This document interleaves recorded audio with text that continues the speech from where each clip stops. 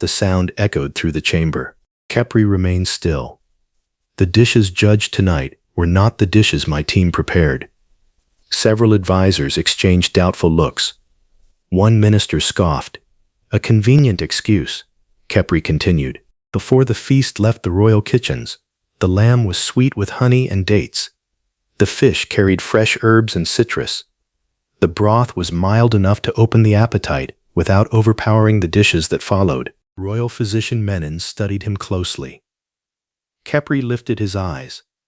When I tasted what remained after the banquet, all three carried the same bitter extract. The royal kitchen master frowned. The same extract?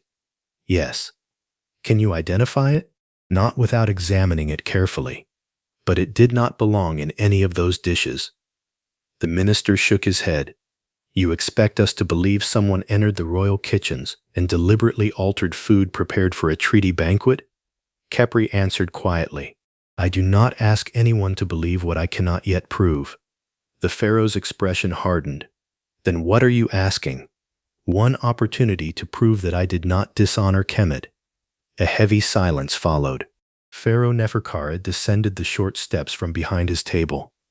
He stopped directly before Khepri. Only then did the pharaoh notice how simple the young man's clothing truly was. He turned sharply toward the royal kitchen master. This man is a commoner? The kitchen master bowed. He is, Your Majesty. I believe the 5 lead cooks had been drawn from noble estates and established kitchens. 4 were. The kitchen master glanced at Khepri. This one was chosen because his work surpassed theirs. Several advisors looked displeased. Pharaoh Neferkare returned his attention to Khepri. You entered my palace with no title, no family influence, and no reputation known to the court. Yes, Your Majesty. Yet you claim someone risked treason merely to destroy your work. I claim only that the food was changed. And you have no witness. No. No proof. No. Then why should I trust your word? Khepri thought of Merit. He remembered her telling him that a generous hand could earn what silver never could. He answered honestly, You should not trust me because I ask it. The room became still. You should allow the truth to be tested. Pharaoh Neferkare studied him for a long time. Khepri did not beg.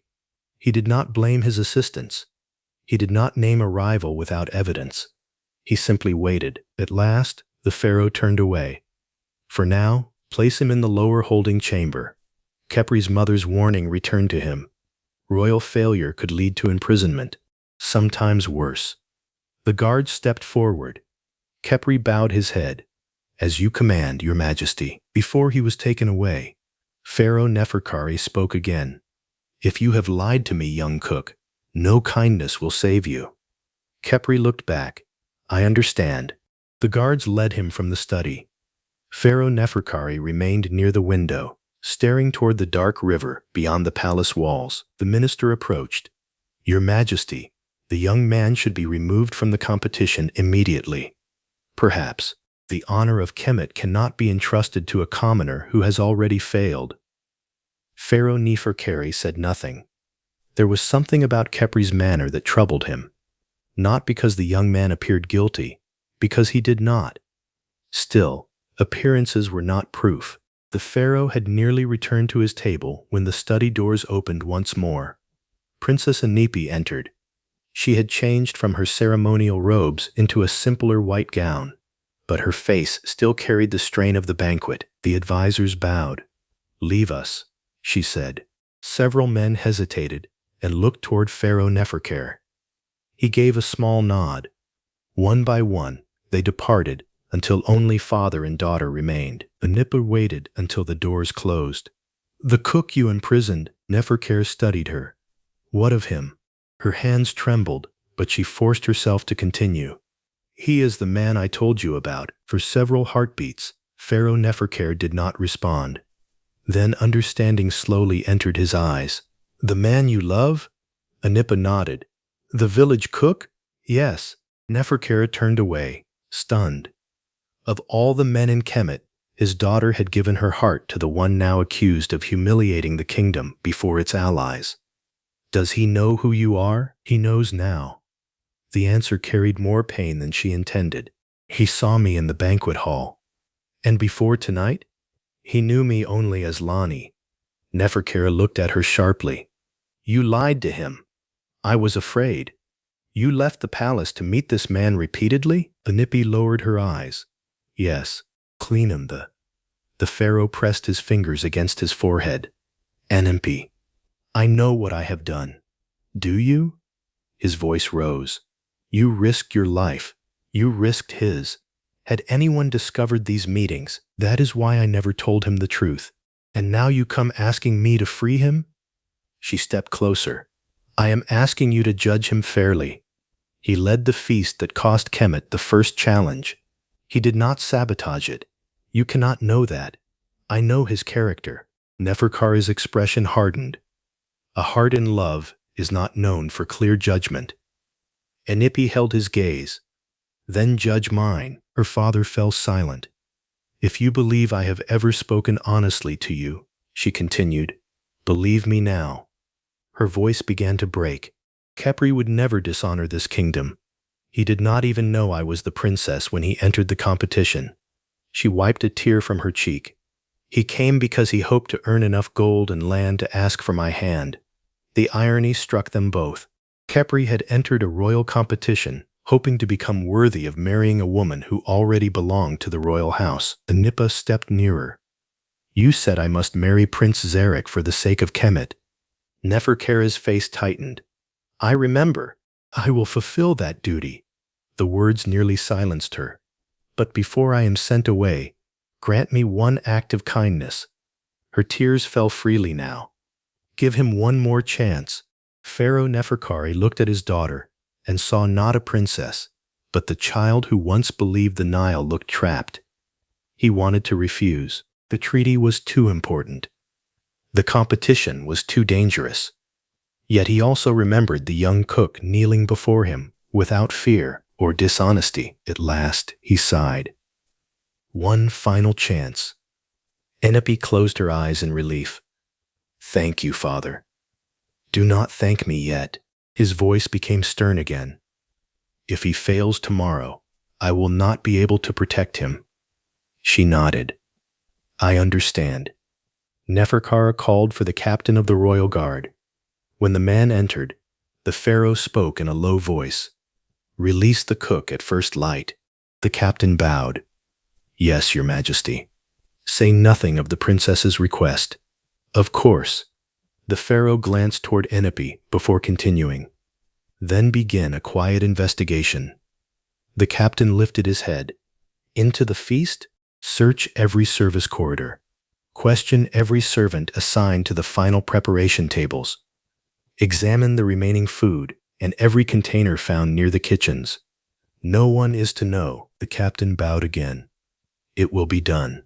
Anippe looked at her father with gratitude. He did not return her smile.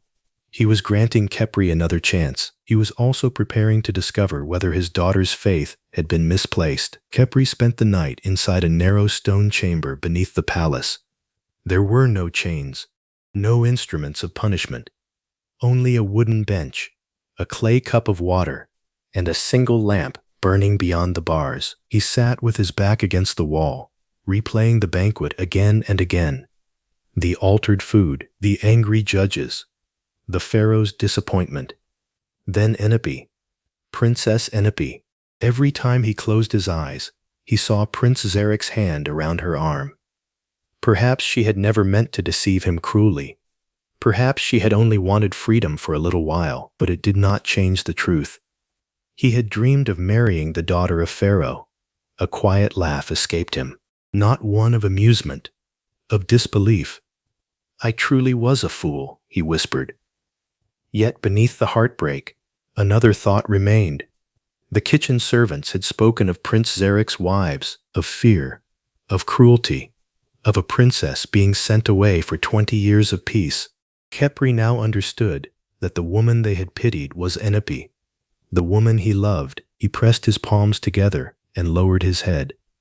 I may never stand beside you, he whispered into the darkness, but I pray the gods do not abandon you. Before sunrise, footsteps approached. The cell door opened, A guard stood outside. Rise. Khepri slowly stood. Am I to face judgment? You are to face the second trial. Khepri stared at him. The pharaoh has granted you one final opportunity to represent Kemet. The guard's expression remained stern. Fail again, and the punishment will be death. Khepri absorbed the warning without flinching. Then I shall not fail. He was escorted directly to the competition courtyard. The sky was only beginning to brighten, but the palace was already awake. Servants prepared seats for the royal families. Physicians arranged tables filled with herbs, oils, clay bowls, linen, and bronze instruments. Unlike the first challenge, no ovens burned, no meat roasted, no bread rose beneath linen cloth. Khepri looked around in confusion. His 4 assistants hurried toward him. Relief appeared across their faces. You are alive, the youngest whispered. Khepri nodded. For now, his mother stood at the edge of the courtyard. The moment she saw him, tears filled her eyes. She pressed both hands against her mouth, silently thanking every god whose name she remembered. Princess Anippe entered with the royal procession moments later. She searched the courtyard. When she saw Khepri standing among the competitors, relief nearly weakened her knees. Her father had listened. Khepri was alive. He noticed her looking at him. This time, neither allowed their gaze to linger. Too much had already been revealed. The royal kitchen master entered the center of the courtyard and struck his staff against the stone. The second challenge shall now begin. The crowd fell silent. A royal cook must do more than satisfy hunger. He must understand which foods strengthen the body, which herbs calm fever, and which remedies preserve life. He raised one hand toward 2 curtained beds positioned on opposite sides of the courtyard. Today's challenge shall be known as the trial of life. A murmur swept through the spectators. Each kingdom will receive 1 patient. The competitors must study the symptoms, identify the illness, prepare a remedy, and improve the patient's condition before sunset. Royal physician Menace stepped forward. The illnesses are real. His grave voice silenced the remaining whispers. The patients have volunteered under royal protection. Neither condition is immediately fatal, but failure to identify the correct treatment may allow the illness to worsen. Several noble chefs exchanged worried looks. Cooking was one matter. Medicine was another. Khepri remained calm. His grandmother had spent years teaching him the uses of roots, bark, seeds, flowers, and leaves. He had helped prepare remedies for fevers, poisoned wounds, stomach illnesses, and breathing troubles. For the first time since leaving the prison chamber, he felt hope. The royal kitchen master brought forward a ceremonial urn. Fortune shall decide which kingdom chooses first. Inside were 2 folded strips of papyrus. One read first, the other read second. Prince Zarek rose from his seat. As the honored guest, he said smoothly, I shall draw for the Eastern Kingdom. Pharaoh Neferkare nodded.